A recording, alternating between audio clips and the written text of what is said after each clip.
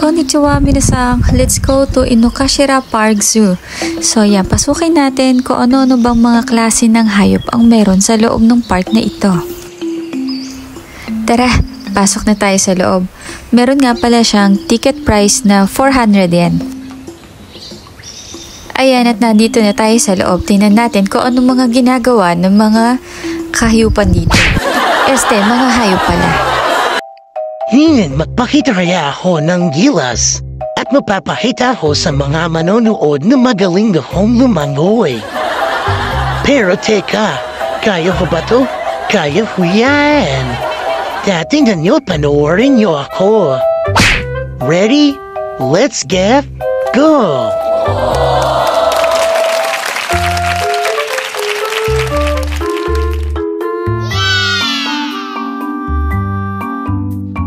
Ano, nakita niyo ba yung ginawa ko? Ang galing ko, diba? Isa pa kaya. Kaya ano, para naduduwag na ako. Medyo nalunod yata ako doon. Ha? Natatakot na akong bigla. Medyo hindi ako nakahinga ng konti doon, ha? Ay, naku.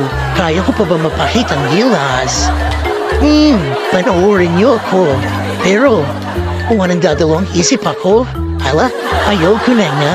Ay, bukas na ulit. Maraming salamat sa panunod.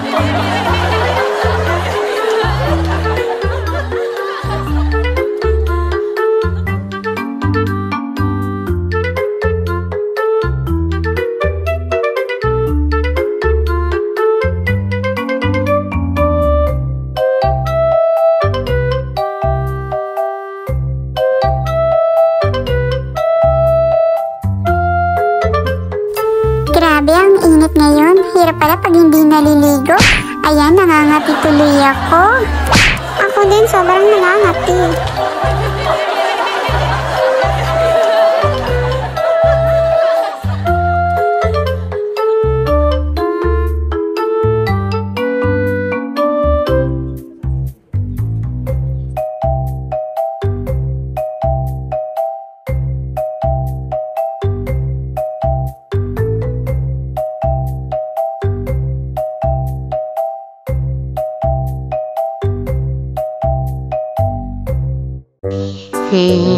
Ang boring naman dito sa lugar na to. Medyo naiinip ako. Bukod sa mainit na, ang boring. Wala na lang kaming gawin kundi ang matulog.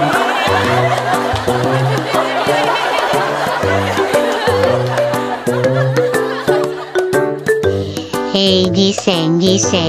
Gumising ka dyan at tayo maglambingan na lang. Ang hindi ako maboring. Ay nako, gumising ka kaya dyan. Ano ba? Natutulog ako. Huwag kang nakulit. Ano ba? Gumising ka at kukutuan na lang kita para hindi ako mainip.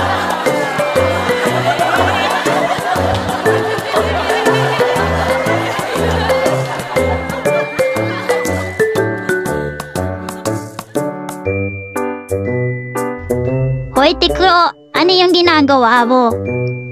Ito mga bilog-bilog na itim na ito. Hindi ko alam kung pagkain to eh. Ano ba to at napakadami?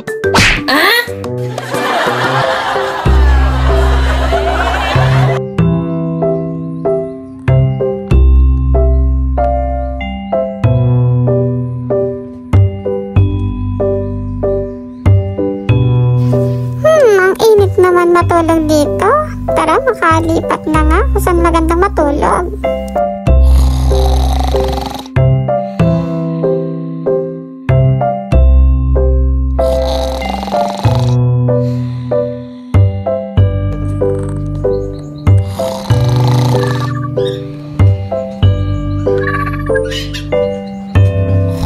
Hoy, Paksi! Nasaan si Balot? Hindi ko ata nakikita. Asan kaya yun? Gusto ko pa naman maglaro. Naiinip na ako dito. Basta hanggang sa uli, mag-aantay ako sa kanya dito. Sana all.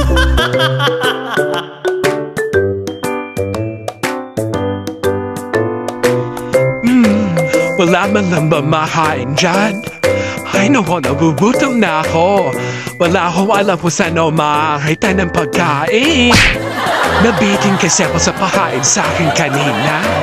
Eh gusto ko pa naman tumaba ng tumaba.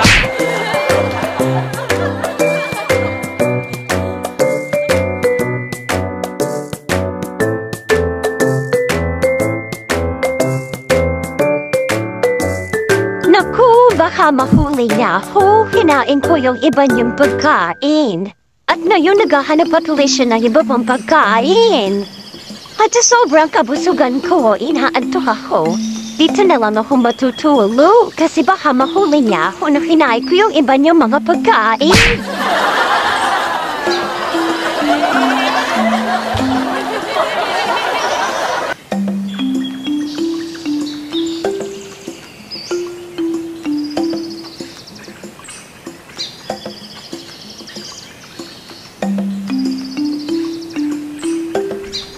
Ay nako, nakakapagod pala maglambitin ng ilang oras dito nang nakabaliktad. Pero ano bang magagawa natin? Eh ganito talaga ang gawain natin kundi ang maglambitin pag hindi tayo nakakalabas.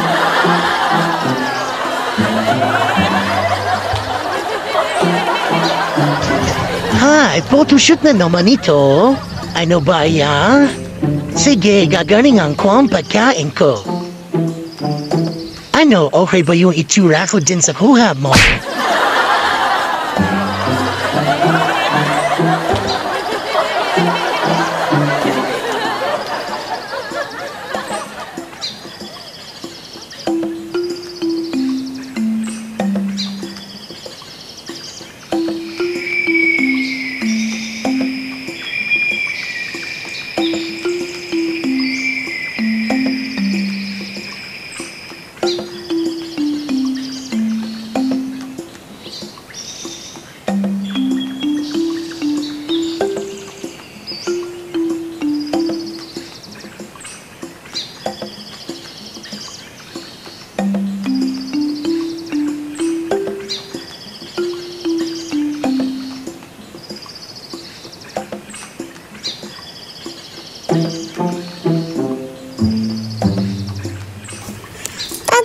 Tago, dali! I'm shy!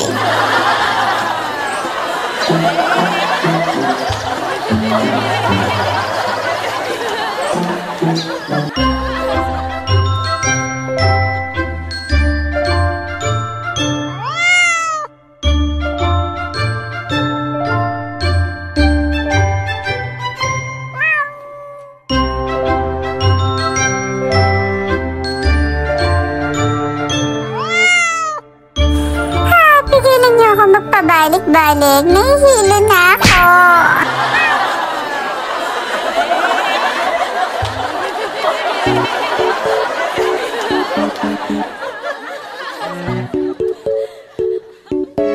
Ang sarap ng gantong buhay, yung kakain ka lang, iinom, matutulog, maglalaro.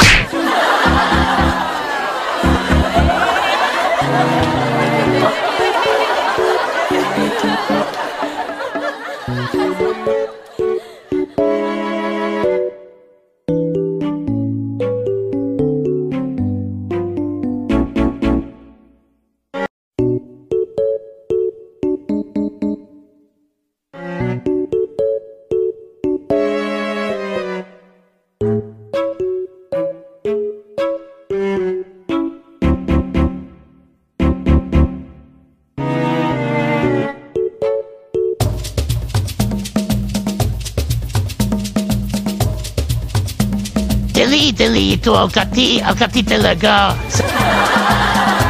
Saan ba kayo? Ang dami. Ala, nagtatakbo na ang dami. Ito, dito, dyan ba sa may puwetang ko ang kati? Ayan. Oh, ayun, nakita ko na. Titirisin ko na ito na.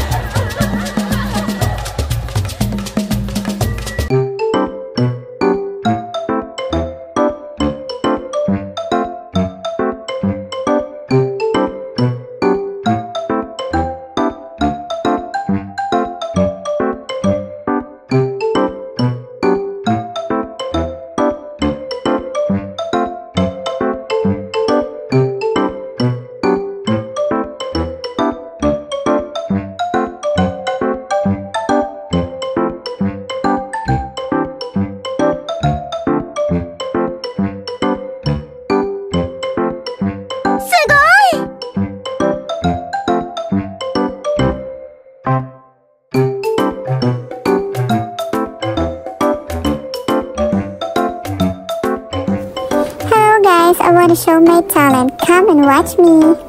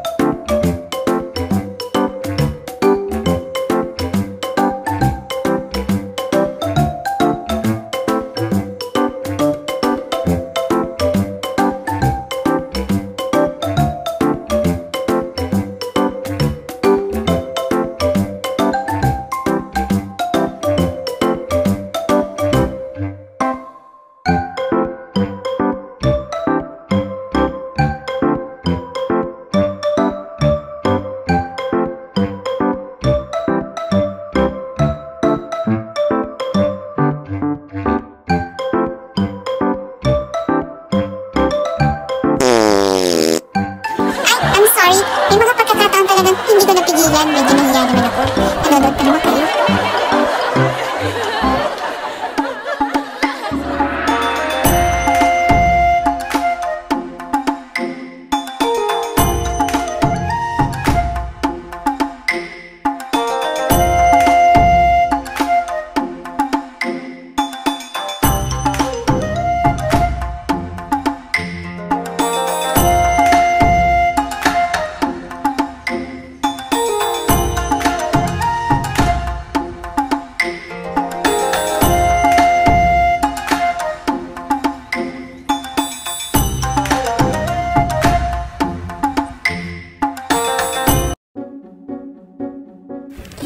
Paano kaya akong makakatakas dito?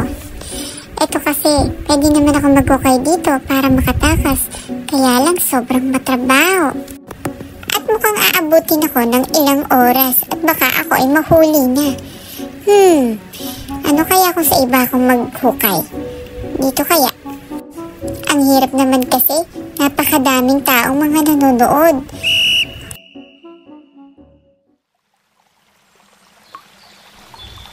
Grabe no, sobrang init ngayon. At talaga namang mayat-maya ka mauuhaw.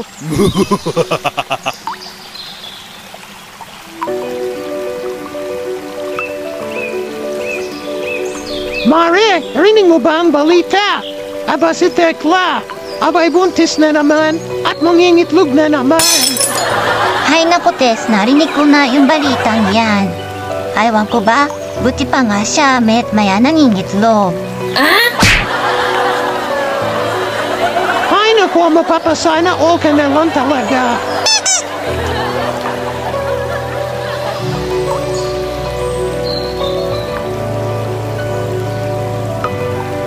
TC, narinig mo ba ang balita? Kalit ang balita.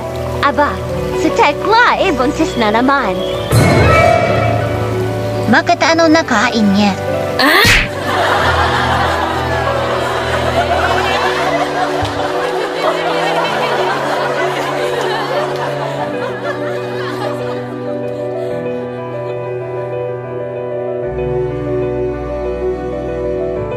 Hi, sana all nabubuntis at nangingitlog.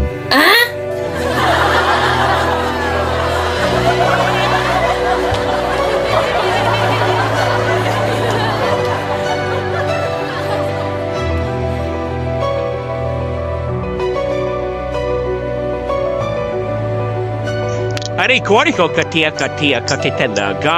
Wala ba pwedeng kumambot ito para sa akin? Sobrang kati talaga. Oh, ano ba ito? Nasa loob? Mukhang meron yata nakapasok na insekto dito sa akin. Sobrang kati talaga.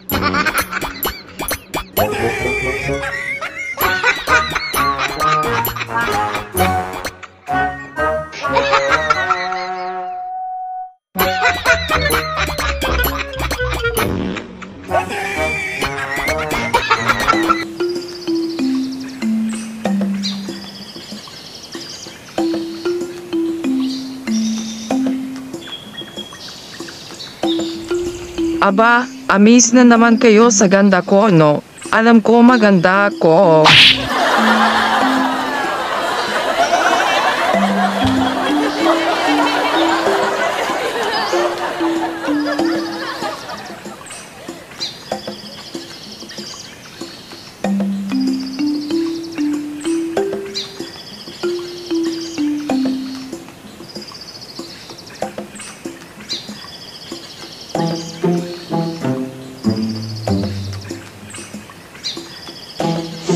ka lang, ito ang tunay na maganda.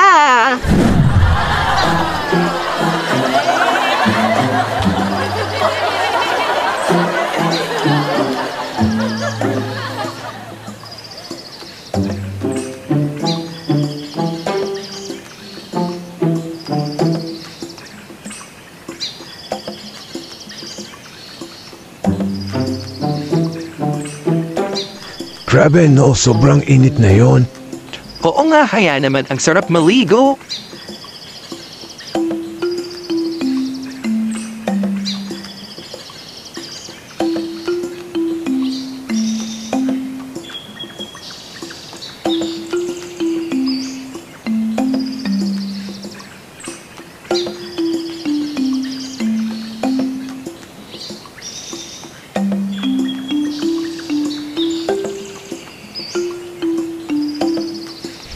Ano ba yan?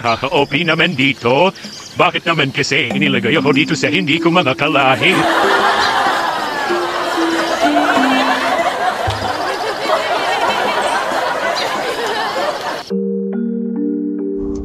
Hay nako, aga-aga hindi ko makita kung sino kumuha ng itlog ko.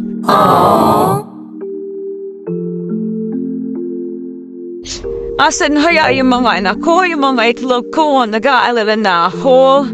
Hindi ko alam kung saan pa sila hahanapin.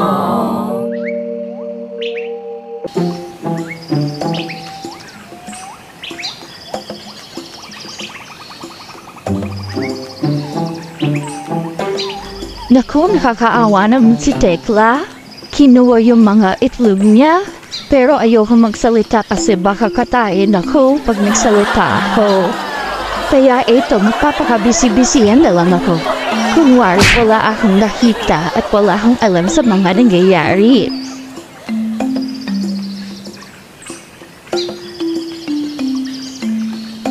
Oy, Dodong, nabalitaan mo ba yung mga itlog ni Tekla pinagkukuha daw at nawawala? Nabalitaan ko ngayon pero wala naman tayong magagawa at pare-paro tayo nakakulong din eh.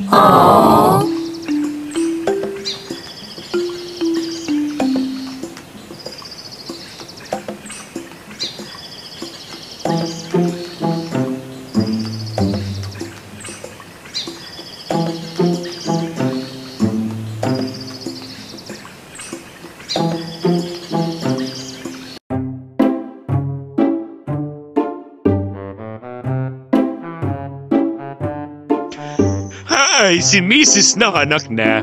Butit nanganak na siya ng maayos at nangitlog na siya. Lumabas na rin sa wakas ang aming magiging anak.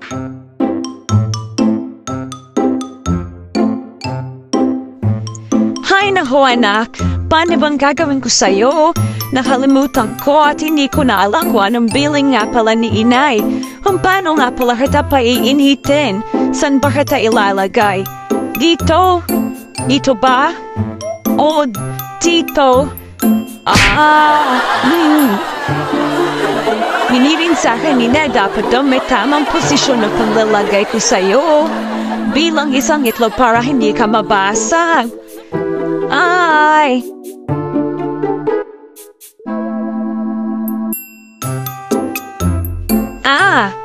Alam ko na. Ano kaya kung dito sa pwesto na to, mukhang maganda kung dito ko ta ilalagay at para painitan. Teka. Bubuela tayo ng magandang posisyon kung paano kita paiinitan para nang sa gayon ay ikaw ay lumahing agad. Mukhang okay na dito. Ayan, pahiinitin na kita at itatago kita sa tatay mo na hindi kanya mahawakan. Bawal siyang lumapit sa iyo at tumawa. Pansamantala ako muna papainit sa iyo.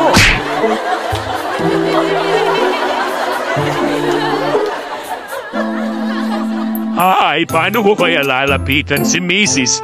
Nang sa gayon ay mahawakan ko naman ang aming itlog at makita ko ang aming magiging anak. Pero kumain na muna tayo para may lakas tayo ng loob para makalapit kay Macy's. Hayang kain pa kasi naman para napakasungit ni Macy's ngayon. Hindi ko tuloy alam kung anong gagawin ko. Ayan, unti-unti tayong lumapit. Kunwari kumakain tayo nang papalapit sa kanya. Kaya alam bakit parang nakatingin sa akin si Macy's at nakasimangot. Unti-unti tayong lumapit. Anong gagawin ko?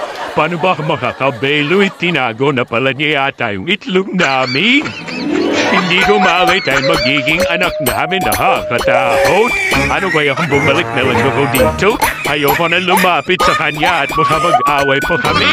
Mukhang napakasungit niya.